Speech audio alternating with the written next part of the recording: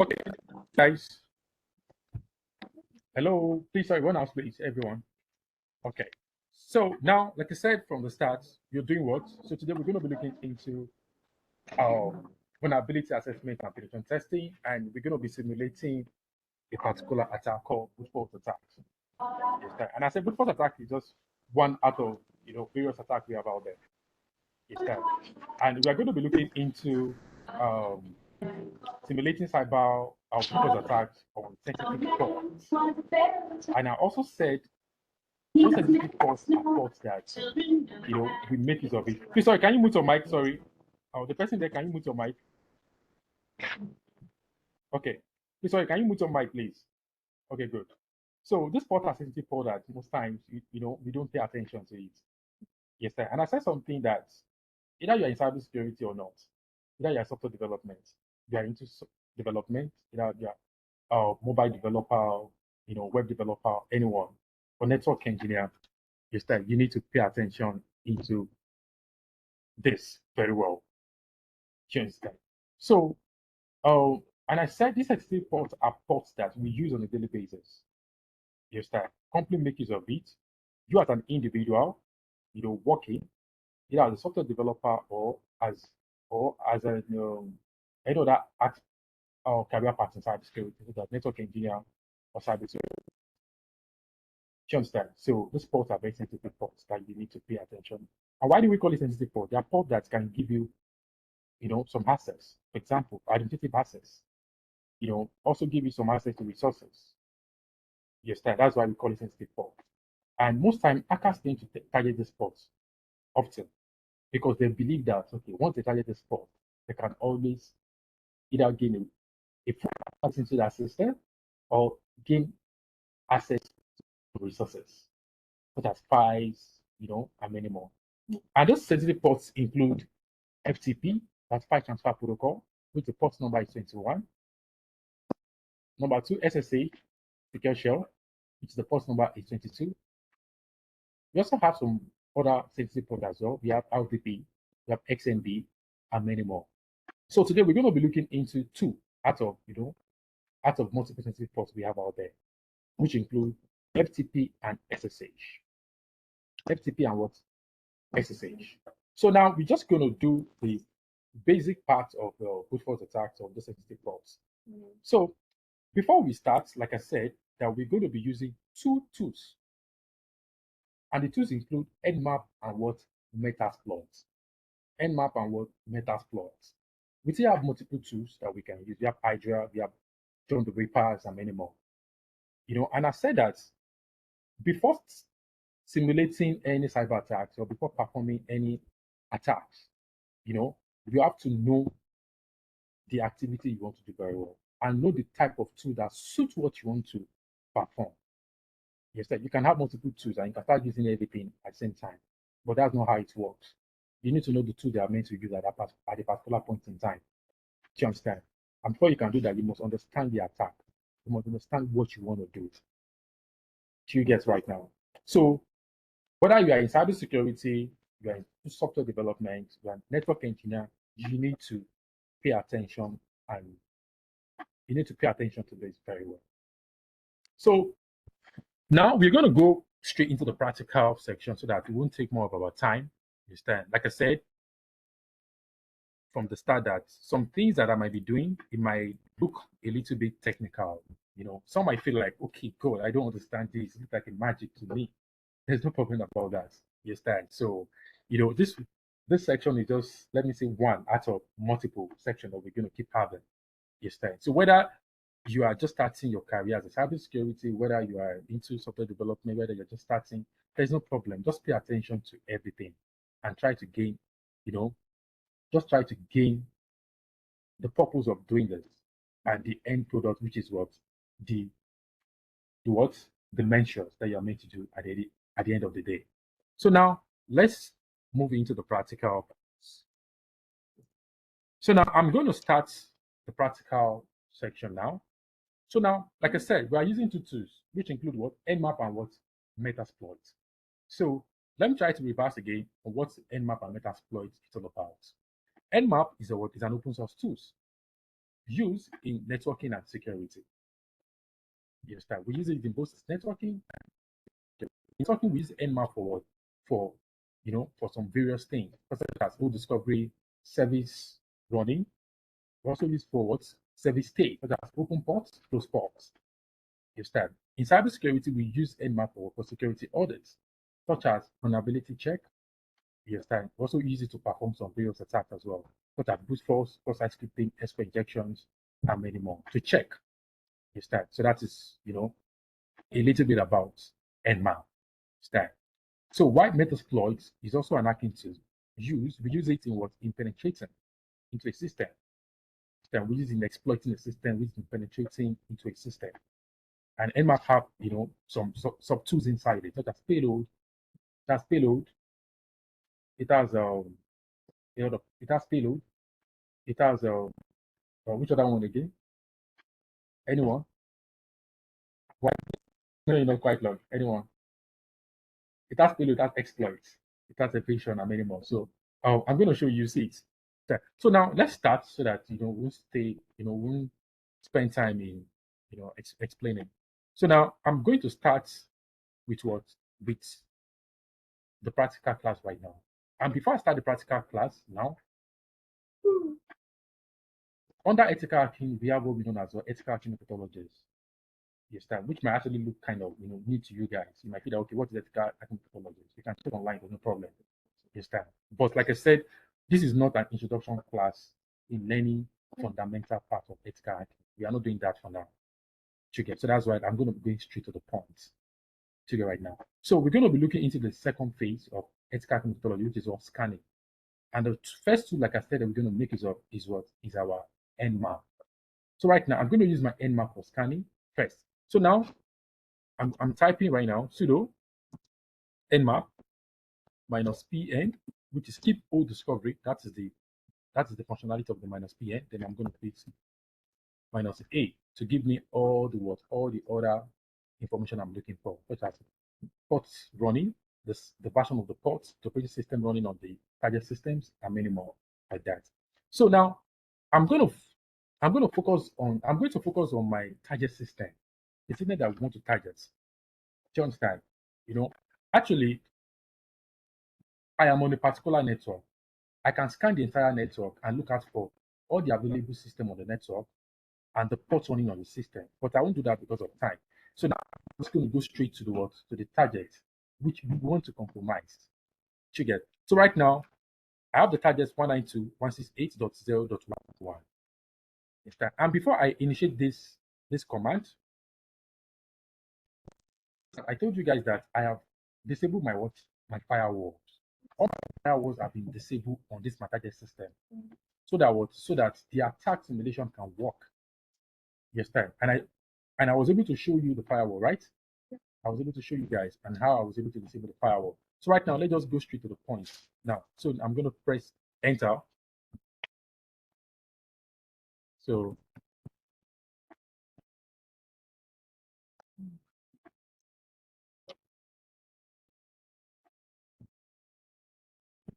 it's loading right now. It's loading. So note, I have disabled my firewall. So I won't really have I won't really have any disruption, So I won't really have any problem because I've disabled all the security that is meant to protect, you know, or that's meant to protect the system from any form of connections. Do you understand? So the scan is going to work, and any other thing I'm going to perform is going to work. Yeah, depending on the type of task that I want to perform. So now the scanning is undergoing right now. It's coming up. So let the scanning come up. So right now we are doing service scanning. We want to scan for available services running on the ports on target system. And I said that we are focusing on the what? Sensitive ports, right? Which include what? FTP and what? SSA. We still have some more multiple ports. But today we are just interested in what? FTP and what? SSA. Sure, it's loading right now. So let it bring out.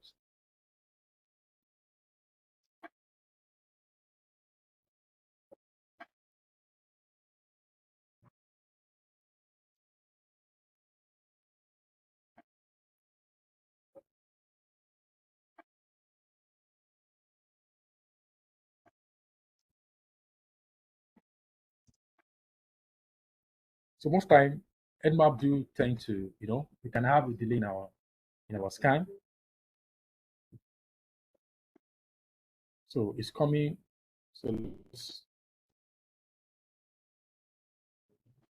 So as the Nmap is still scanning up, let's try to open some other tools as well. Let's open the second tool, which is what?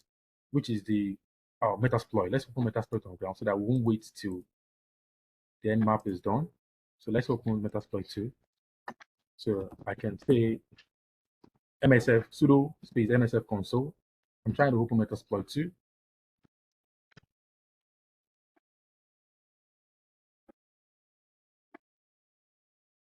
So Metasploit 2 is coming up. So this is it. For those already in cybersecurity, especially if you are still a junior pen tester, do you understand? So or you are a software developer, bit of any career path you have. Most time, even as a software developer, you do sometimes after developing your software, developing your software, load it on the server, you might actually want to do dynamic testing. Understand? So dynamic testing, you might actually want to do dynamic testing to test for overall, vulnerability check on the websites to get, as the website is what is operating, or the web application is operating. Understand? You can do that. To get. So sometimes you might not even see any vulnerabilities on the walls on that particular system. This time on the server, you might not see any vulnerabilities. So as an ethical hacker or as a pen tester, most times they do feel like it's until when I see vulnerability, that's when I'll be able to simulate that attack. No, this time. So sometimes you might not even see any vulnerability at all.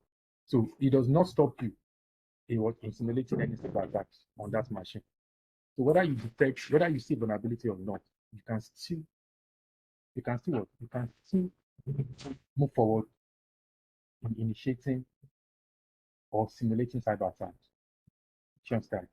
So, and that's why we are targeted to specific ports.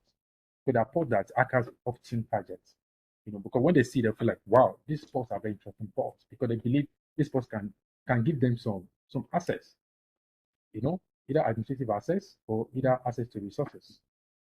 Do you understand? So you need to know those ports very well. So now the Metasploit is still coming up. Let's try to see our Nmap has loaded. Okay, our Nmap is done.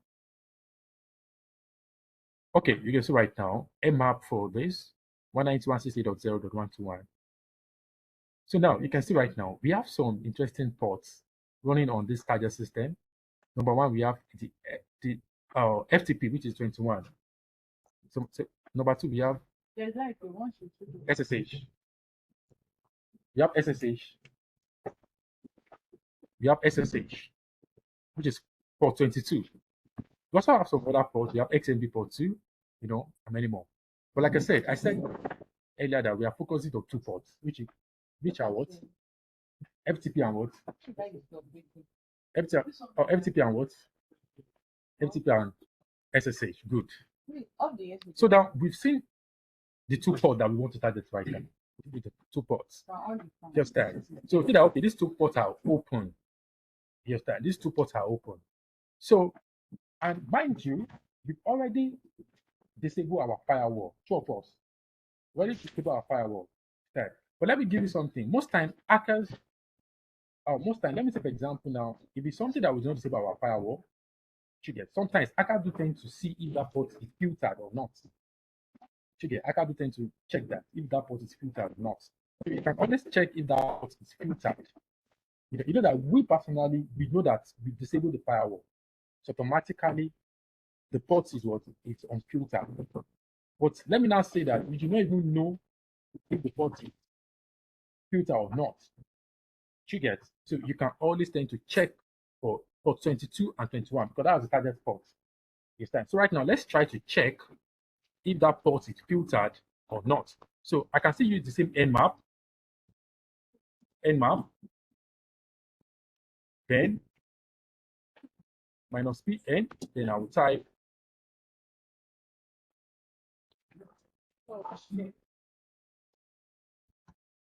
20, 21, 22. Then the target 192.168.0.121.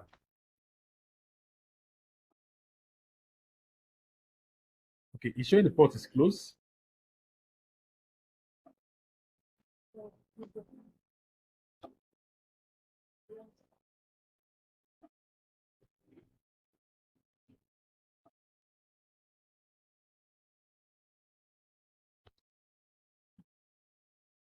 Let's go back again.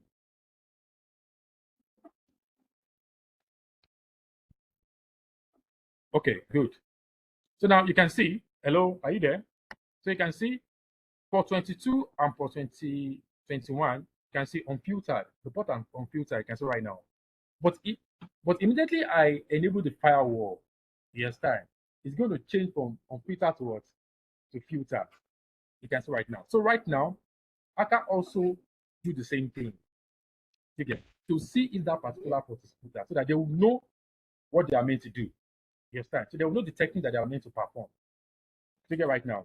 So once you see that, okay, this port is on filter, so automatically I can simulate any attack that I want to on this particular port. Check it right now. So once I've seen this, then I think, okay, this port is on filter, then I can now move further to simulate the attack that we want to, want to carry it out. So now, like I said, we are doing what? Brute force what? Attack. And I said we are using two tools, which include Nmap and what? Metasploit. So right now, let's use Nmap brute force attack.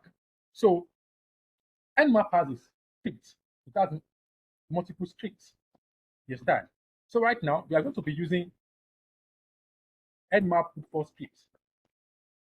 You understand? So now let's try to use Nmap brute force script to brute force this particular service. So we are targeting FTP first. You understand? So right now, let me try to use Nmap. So Nmap, okay, sorry, sudo Nmap minus pn, then script space FTP. You can see. So you can see now, this is the command right now. You can see. So now I've typed the command that I want to use in, brute forcing the FTP on the target system. Then I'm going to type enter. So you see.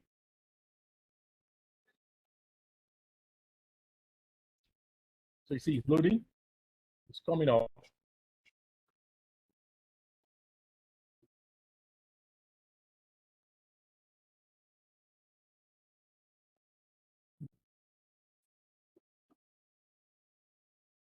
You can see it's coming up. So as you are using Nmap to brute force this particular service on this target, so you can still try to, see how lucky you can be, in trying to have access to that port directly. So now let's try to, okay, let me zoom in so that you can see it very well. So now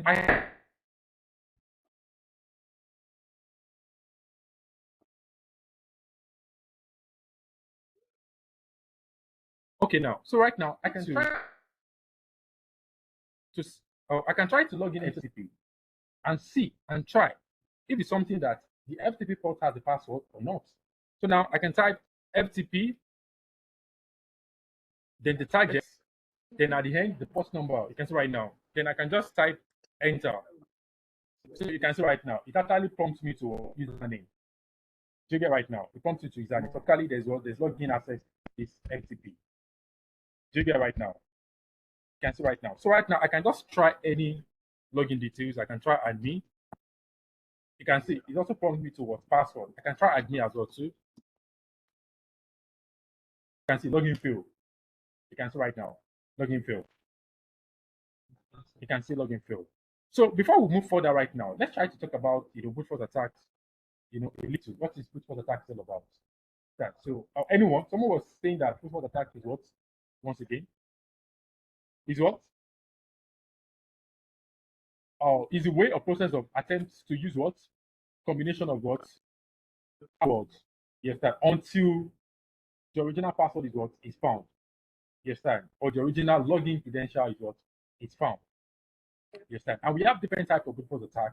We have the simple we have the dictionary brute force attack, and we have the what hybrid brute force attack. So the simple brute force attack is the way of you using combination of password without you, without you having an idea about the password. You can just have, use anyone, like just like the one I'm doing right now to log in into the FTP. I'm just using anyone that I feel. Okay, you can just type anyone, anything, and type anything you want. That's the simple brute force attack. Why the dictionary brute force attack is the way of using precompiled list of login credentials. Precompiled, meaning that you have a series of username and passwords that you want to use. It is compiled together, and see if possible either one of those credentials will work. Do you get right now? Why hybrid is a combination of dictionary attack and some special characters. Yes, that. So right now, let's move on. So I have tried putting this password admin, and user cannot log in. So now let me try to exit, and let me go back to my Nmap brute attack and see if Nmap is able to what, and see if Nmap is able to get the login details. Let's say. So the Nmap is still scanning. It's scanning. So sometimes you can like I said, you can use multiple tools this time, because most time hackers don't use one tool. It's depending on the type of task. There are some tasks that use a single tools, while there are some tasks that you can use multiple tools. So most time hackers tend to use multiple tools to carry out a particular task. Do you get it right now? So now we're going to use the second one, which is called Metasploit. Do you get it right now? But let's try it and see if this Nmap is going to, by luck, get the main credential for the FTP. So let's say, let us try to wait, and while we wait, let's try to open our Metasploit on ground and see. Okay, you can see now, Metasploit is already open. You can see now our Metasploit is open You can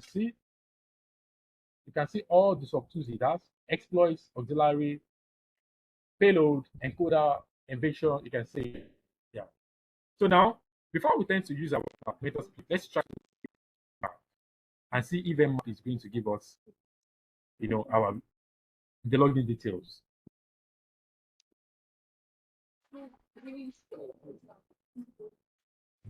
So before we move on, do you have any question, anyone? Any question? Anybody, do you have any question?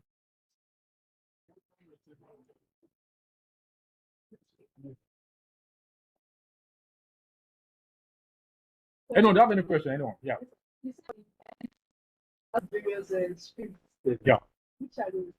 We have brute force, we have vulnerability scan. Yeah, we have brute force attack speed, that's vulnerability scan. Yeah.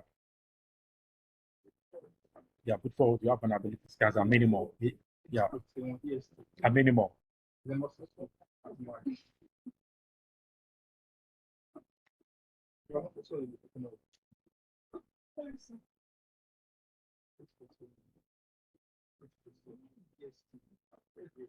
So the Nmap it is scanning. Let's try to hold on and see.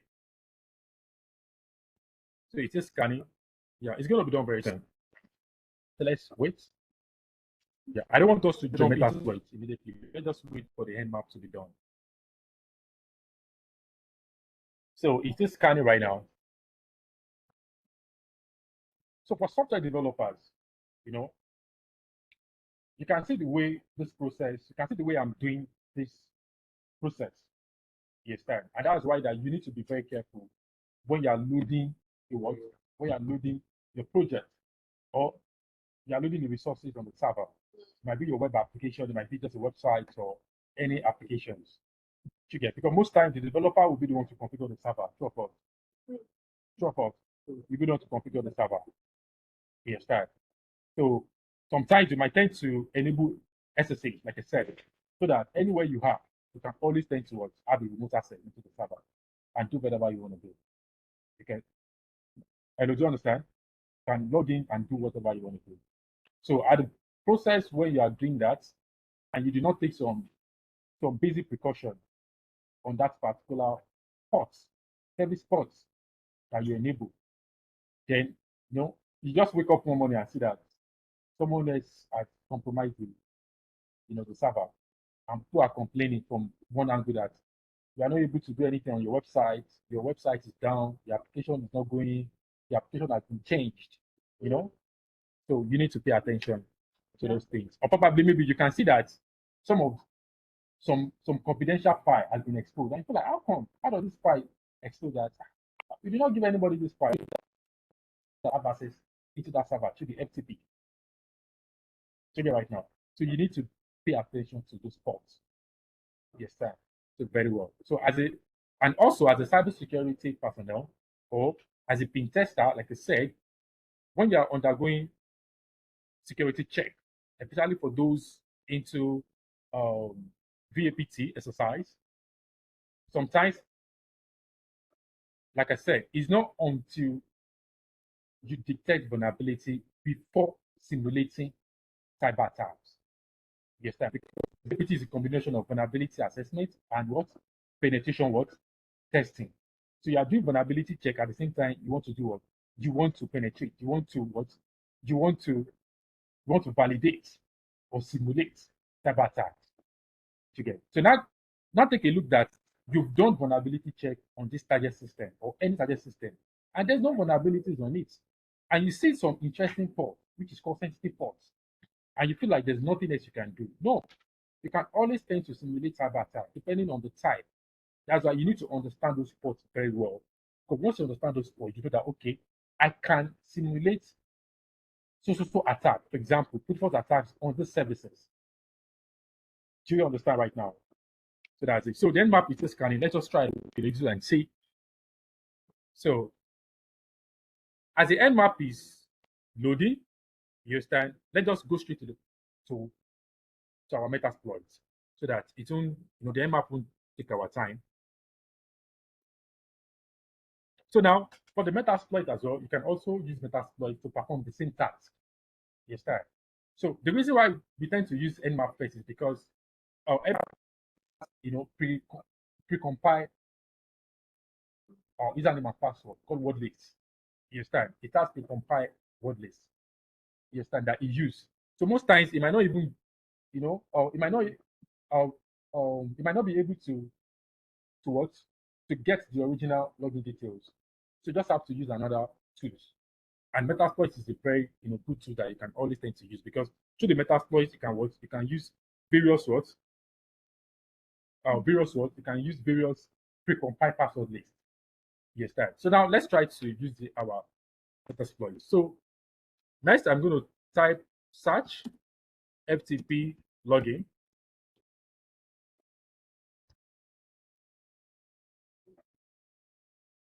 FTP login. So right now I'm going to look for auxiliary scanner for FTP login.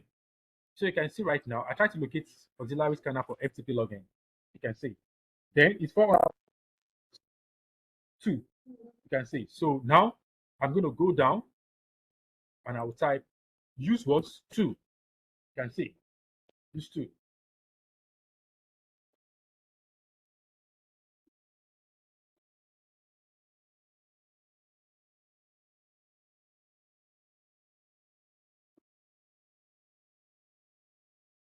So now you can see now. So now I am inside the auxiliary scanner for FTP login. So the next thing you're going to do here right now is to check for options. We have some options under this.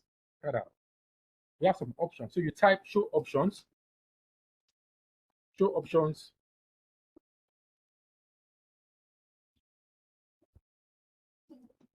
You type show options. So you can see all the options that we have here. Not everything you are going to use. Just have to focus on the one that say yes and just tend to make use of it, but not everything. Yes, time. But just look at the way I'm going to do it so that you can also do it the same way. So right now we have remote. That's remote. If you take a look at it, it says target host. If you see the second one, we have remote ports, target ports, and many more. Yes, time. We also have what? The user file, the password files, that you are meant to also define. So now let's let's set up our options. Type outhost. Our outhost is our target machine. That is called remote host. So now I'm going to type the IP address right now, 192.168.0.121. You can see. Then enter. Good. So the next one is what? Is our remote port. Remote port. The port that I want to target is what? Anyone? The port that we want to target is what? What is the port number that we want to target? Anybody? Yeah? The port number that I want to target is what? 21. 20 what? 21. Okay, you put 21 there. You can see right now. That's FTP, right? Yeah. So the second thing is to define our words, our word list that we want to use, our password and username. So the first one is what? Username file that we want to use. We put set user underscore file. So right now we want to use precompiled username file. You understand? And the one that we want to use is on Kali. You understand? I want to use the one on Kali that I've installed on my Kali. So right now Kali has an inbuilt word list. You understand? So we can always tend to use that, or you can download, you can go online, download word list file that you want to make it on. So right now, Kali already have some. So let's go into our Kali. Let's try to search our Kali and look out for, the one that we want to make it up. So now, see where my mouse is. So just hold on.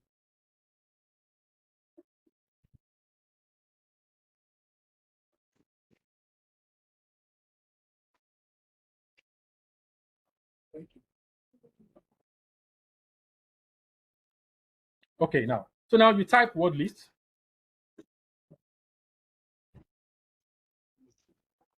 You can see word list. You type it. Open the word list. It's going to come up. So the word list is out right now, as you can see. You can see right now, word list is out. So these are the list of word lists. So I can decide to choose any one that I want to use. So the one that we're going to break is up is what? Sec list. It's a sec list. If you look at it very well, it's there, sec list. So right now, I'm going to go into the directory, the sec list directory, and tend to use any username that I want to use or password. So now let's go into the directory, the sec list directory now. So which command I'm going to type? I'm going to type cd sec list. You can see. So now I'm inside the sec list. Let me clear so that you can see very well.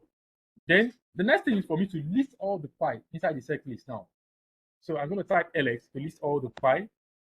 You can see these are all the words folder inside it. You can see. So now, what did I want to make is of first? The username, Abi.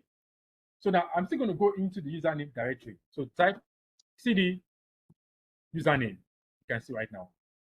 So when you type cd into the username, so I am inside the username directory now. So let me list all the username files.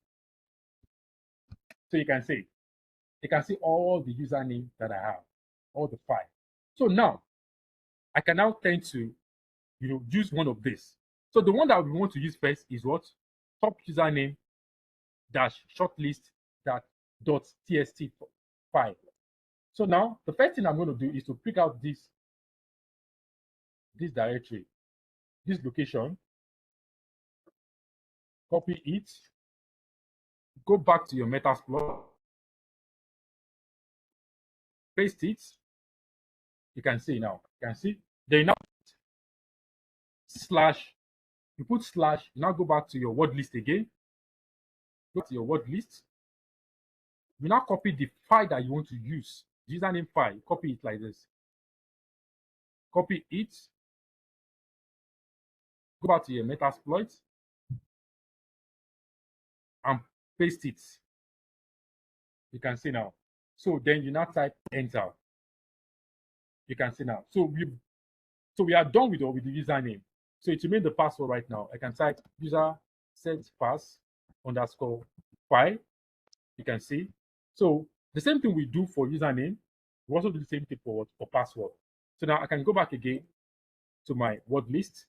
You can see. So now let's copy this. Copy this. paste. You can see now. So just type cd password. You can see. So now I can still type, let me clear ls to list. So now you can see all the password file that we have. You can see all the password file that we have. So you can decide to use any one that you want to make use of. You know, can decide to use any one that you want to use. So right now I can go more further to pick any password file that I want to use. So now let's pick any one that is at least is more interesting. So okay, let's just pick any one. Let me pick this one. Common corporate password. Yes, that. You can just copy this one right now. Copy it. You copy it. Then go back to your Metasploit. Okay, I'm coming. Okay, before we copy the file, let's try to copy this location. Let's copy it.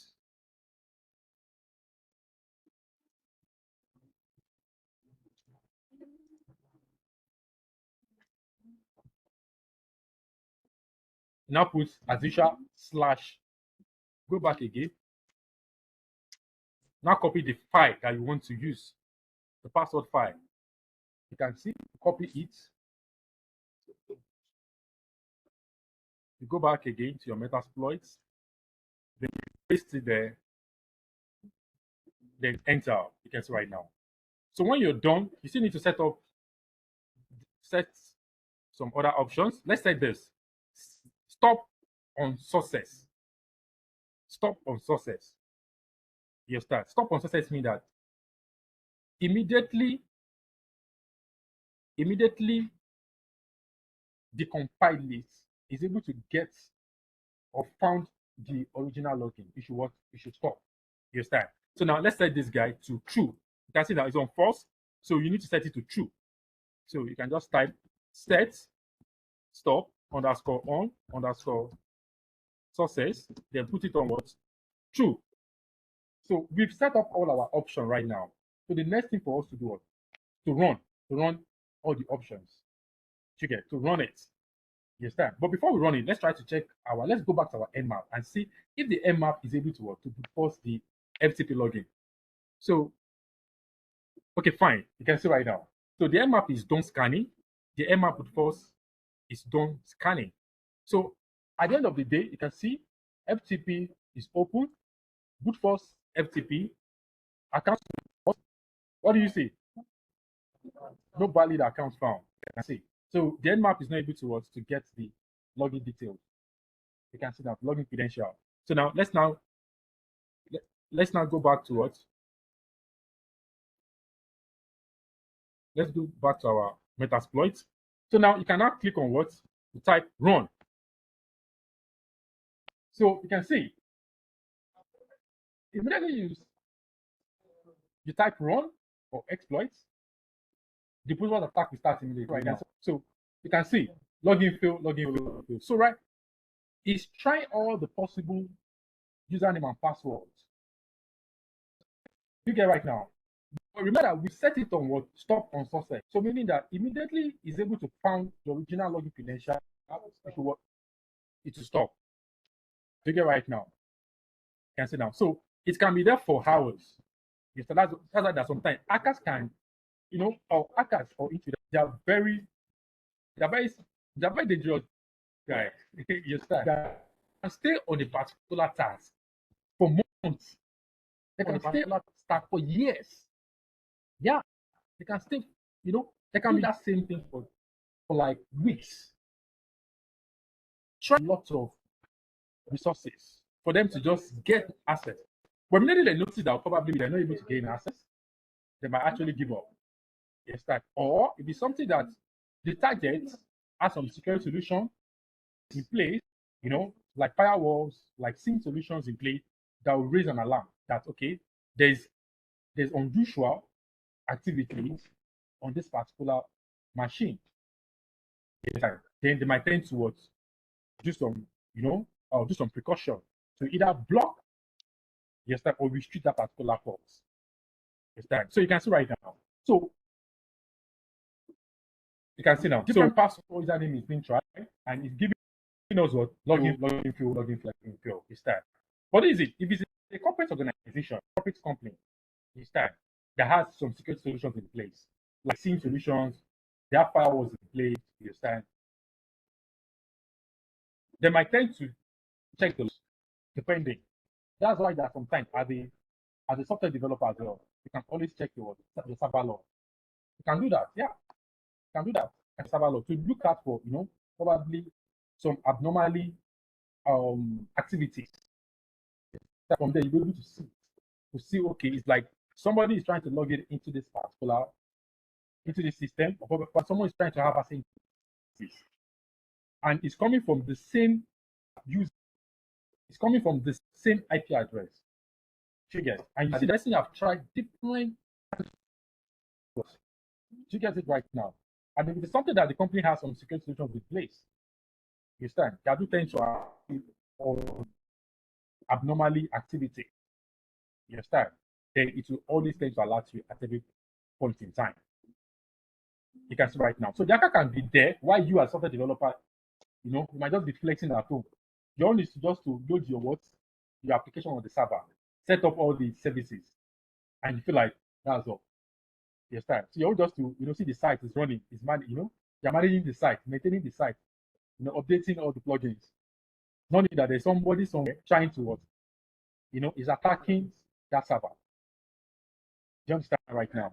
So that's how it works. So let me give an example. Let me say, okay, let me say, for example, hacker have tried multiple users and passwords. So let me stop right now. Let me just stop. Let me terminate the section.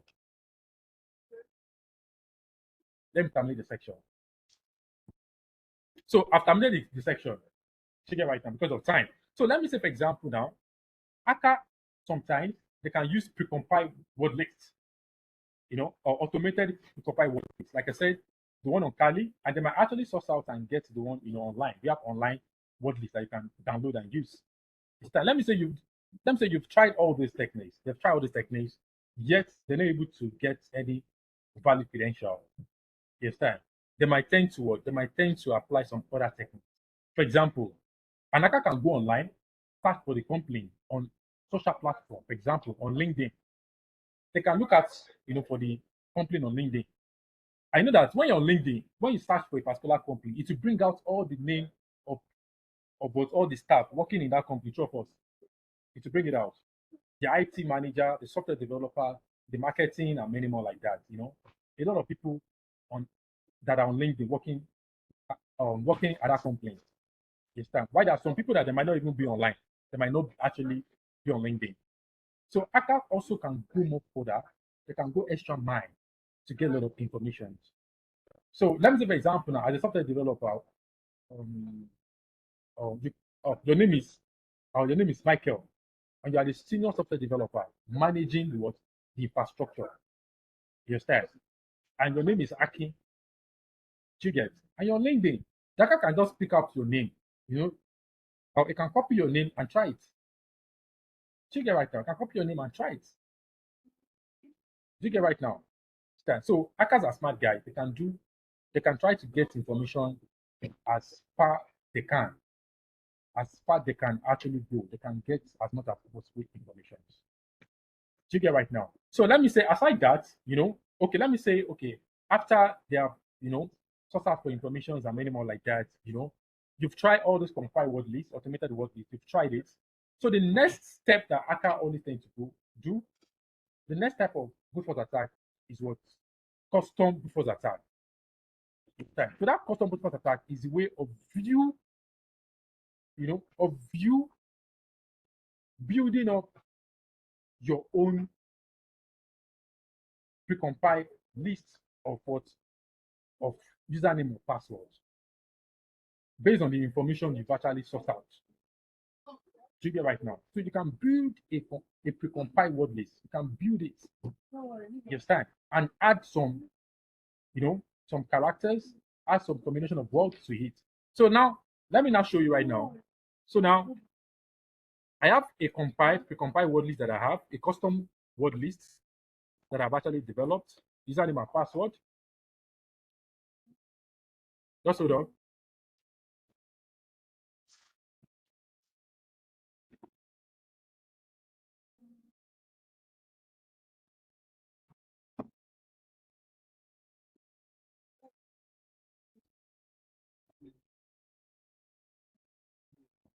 So let me go to music.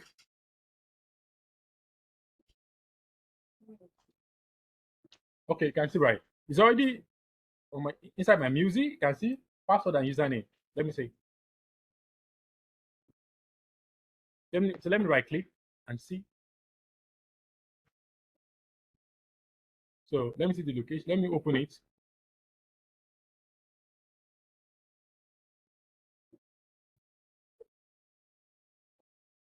So you can see right now. You can see right now. So these are the custom word lists that I have for username. You can see, I have a custom word list for username. You can see. So I also have the one for password. So I'm the one that input. So in this username and password, I have the original username. Or I have the original details inside it. You understand? I deliberately put the original details inside it, and I'm going to show you. So now let's try to check the location so that I can put it on my Metasploit. Let's click on property. So we have slash home slash Kali and slash music. Then the username you can see right now. So let's try to go back. Let's try to go to my Metasploit.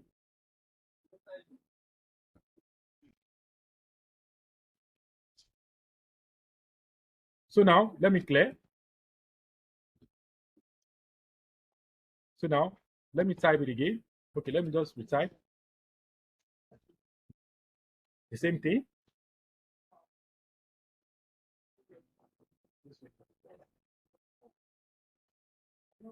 So now let me type set user underscore file. Then I'll type home Kali music slash username. You can see right now. So now I can go again.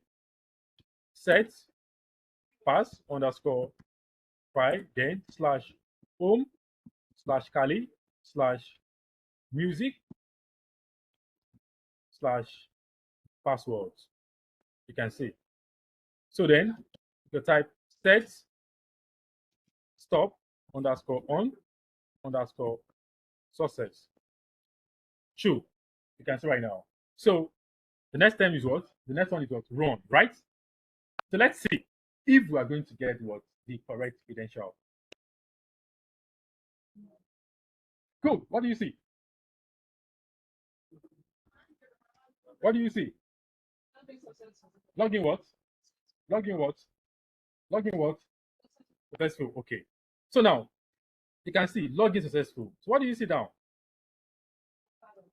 Aka admin. Was the initial one. Yeah. Oh, this okay. The one above showing that login failed is that the credential there does not tally with the original credential used for that particular login account. Check it right now. So that's why it's showing that login failed. So the last one there that said login successfully is the correct login credential, just like your phone. You understand? And someone is trying to type, wrong password. Check it. It won't work, right? It will tell you that login incorrect. You understand? So the same thing applies to this. So now you can see the original login now. Aka and admin. Aka is what? Username, right? Why admin is what? Is the password. Okay. So now we're not going to use these login details to now log in into the what? Into the FTP. Do you get it right now? So we're able to what? To be forced to get the original login details, guessing different, So now you can see that we're able to get the username and password. So now let's now use that username and password to log in into the FTP server.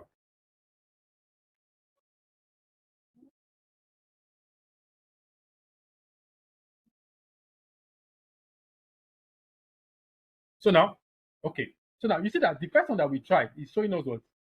User login field, right? So now let's not try another one again. Let's try the original one now. So the username is what? Aka, right? The password is what? What do you see? Login what? User logged in. You can see right now. User logged in. So now we've logged in into the FTP. So now the next thing that you're going to do is called post exploitation. So post exploitation, when it comes to hacking, is what is the activity after you've penetrated into a system. So what next do we want to do right now? Let's try to check for files on the FTP. Let's try to check if there is available files. So the next thing is what? Using ls command. And if you don't know what to do, you can always type what? You can type F. So when you type F, it's going to show you all the list of commands. If I type F right now, it's going to show me all the list of commands. So I can pick anyone that I want to, pick. You understand? Once you type exit, it's going to exit from the section. You get. So now let's try to look for files. Available file on the FTP. Let's see.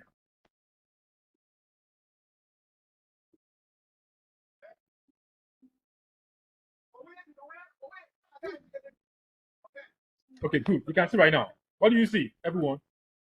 What do you see? We have what? Data connection already open. Transfer starting. You can see. I have what? Chrome password. You can see right now. You can see. I have the Chrome password inside my FTP server. You can see now. I have Chrome password. So now, when an attacker sees something like this, you can see now. The next thing that's going to do is to do what? Is to transfer that document, transfer it into a system. So now let me transfer that Chrome password into my system. The next thing I'm going to do is what? I'll type get, then type the file,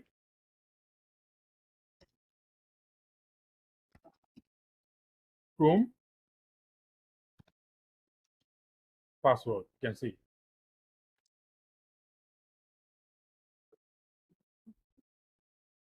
You can see, what do you see? Data connection already open, transfer starting. You can see now. So what do you see last? Transfer what? Complete. You can see now. So right now, let's check if that file that we downloaded from the Windows system, this time from the FTP server. Let's see if that file has been downloaded or not. So now you can see that we've transferred it. Let's try to see.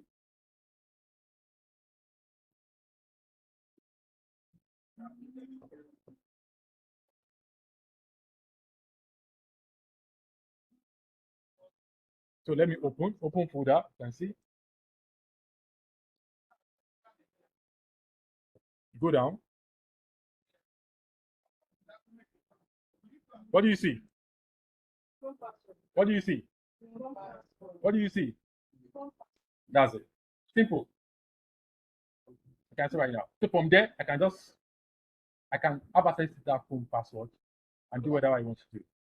But note, if that Chrome password is encrypted, then that will be another challenge for me.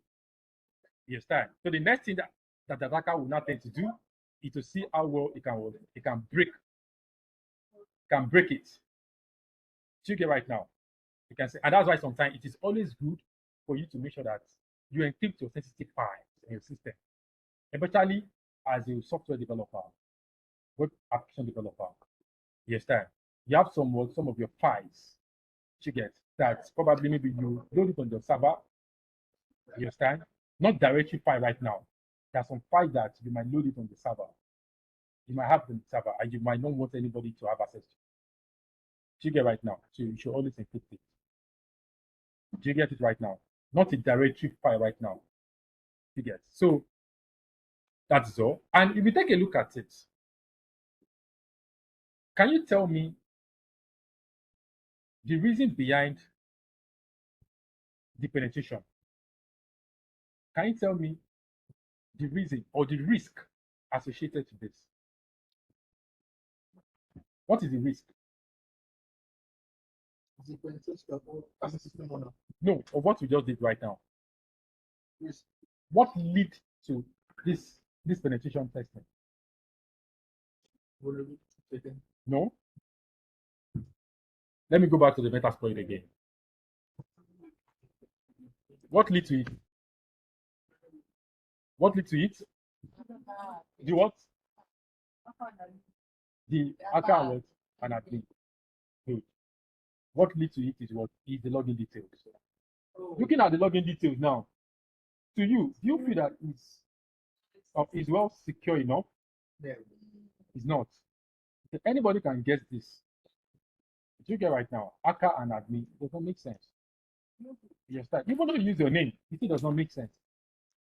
Take it right now. So the next thing you're meant to do is to apply some precaution. Number one, you have to change the password. Change the password. Make sure that you use a very strong password policy. Very well. A strong password that at least no one else should be able to guess. You should be the only one to know the password. Or anybody else you feel like you want to give the password. Take it right now. Why the next thing is to filter the port with firewall. So let me just try to show you the firewall side of it. Let me show you. I'm coming out.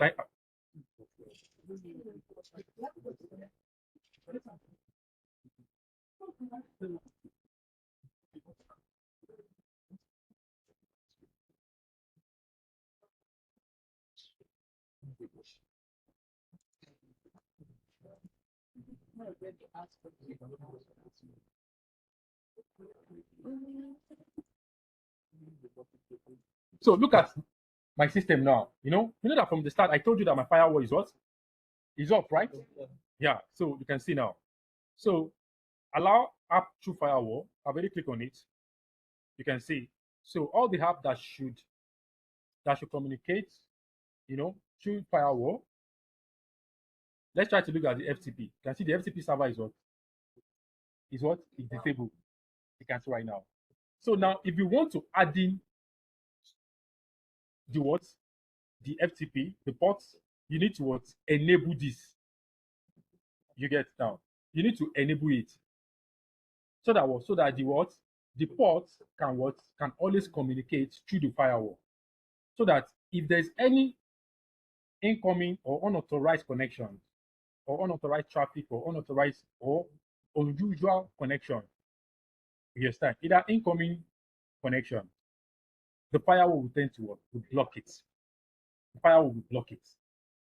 Check it right now. So you need to disable this, disable it so that what the firewall will always protect that particular service. You can see right now. You can see. Yeah. So any question?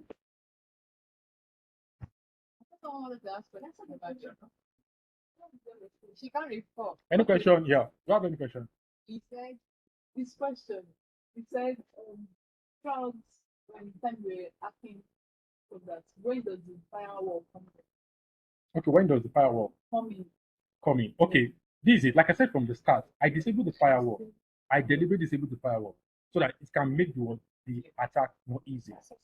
You get right now. And I said that next time we can perform, we can perform what we know as what evasion technique, bypassing, bypassing of security solution like firewalls, IDX. You get right now. But today I just want to make it easier. You understand? So that you can see how the attack is being done. You understand? So the first thing I did, I disabled the firewall first. You understand? So that I will be able to simulate the attack successfully. So after simulating the attack and everything worked perfectly, so the next thing is what is how to secure, how to prevent that attack. And what are the precautions? What are the measures that you are meant to do this time? Like I said, the first thing is to do is to change your password. Change the password into a strong password. Use a strong password policy. We have online resources that you can use. We have the NIST password policy that you can use. It's online. Download it. Yes, that the NIST password policy. You can use that. And the second measure is to filter the ports. Using firewall to filter the ports. You get right now. So you know that this one is a target system. It's a Windows system. Yes, time. So you have to go to the endpoint devices. You enable the firewall. You can see right now. So right now, if we want to secure that port so that any attacker won't tend to, connect or tend to say they want to hack it, instead, you can always enable the firewall on this port. So once I enable the firewall, then it's going to be difficult. Do you get it right now? It's going to be difficult. Not that maybe it cannot be compromised. It's going to be difficult to say you want to compromise it. Because the firewall will always tend to block that connections. Do you get right now? But like I said, hackers are very smart guys. Yes, and they can always tend to, find their way around it. For example, there's what we call bypassing of secure solution. So you can try some other techniques to bypass firewall. That is if it's bypassable or not. because there's some firewall that it might actually take a, it will be difficult for you to bypass, you understand? But however, there's nothing 100% secure to get, but it might just take time, you understand? It can just take time because it's not possible for you to stay on system, you personally, stay on system from now till next week without standing up. Do the same thing. Do the same thing. You get tired of it. But we have some people that they can actually do that. Yes, and they have high skills knowledge. They can sit down. They are called researchers. Researchers are people that they go more further. They have high skills knowledge to see, okay, what method can they use? They understand the technology, so they can always try different techniques to see if that particular tools can be bypassed or not. Do you understand right now? Oh, any other question? If it means a lot, when you scope, is it going to like inspire you to put out use that someone is trying to access information? Okay, this is it. If it's actually on, it's not going to, or if you enable it, like it is now, it's enabled on my system. See right now, it's actually enabled on my system. I can stop it on my system. I can go to service and stop it. But this is it. If it's on, it's not going to alert you unless you set up some security measure. For example, now you can enable monitoring. You can enable monitoring so that in case if there's any probably any connection or arbitrary connection or abnormally connection, then it will always work. It will always notify you. You can do that configuration so that it will keep on monitoring any access. So you will see it. Then you'll be able to track and see that okay, this is what is going on. The same with the when you put the website Okay. to the server, you have to like constantly checking the server log to know what's happening there. Without checking the server log, get away you are okay, monitoring like Yeah, sure. Yeah, sure. We have some monitoring tools that can give you alerts. Okay, right now. We have some monitoring tools that can give you alert. For example, there's what we call SIM solution, Security Information and Event Management System. SIM helps you monitor, detect, and you can also respond. So through SIM, you can see different activities happening on your server. If someone is requesting for anything, or so maybe someone is trying to have access into a particular services on your server, the SIM will help you keep, it will help you keep, collecting all these logs. Yes, then from there you can get an alert. Depending on how you do the configuration. If you want to get the alert through email, it will notify you.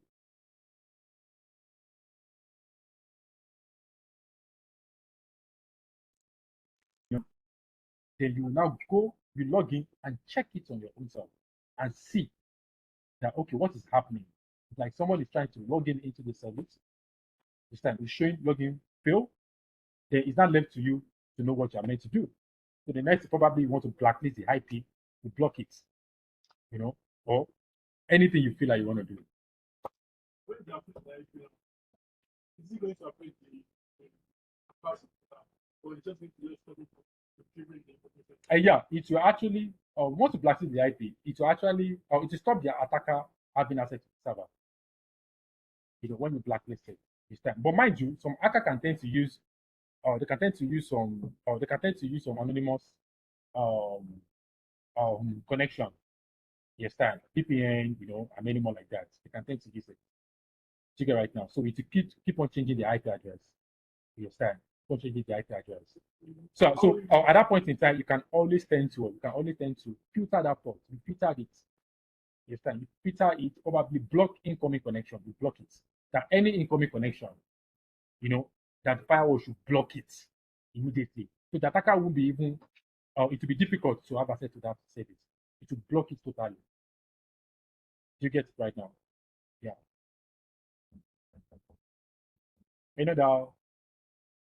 Another question? No question. Okay. So guys, that's all for now. So you can always I'm going to send the recording so that you can go back and watch the recording, see how this attack is being done. I'll share the recording so that you can watch it. In case you have any question, you can always drop a message. Chat. Okay, this one is just one out of multiple attacks that we have out there.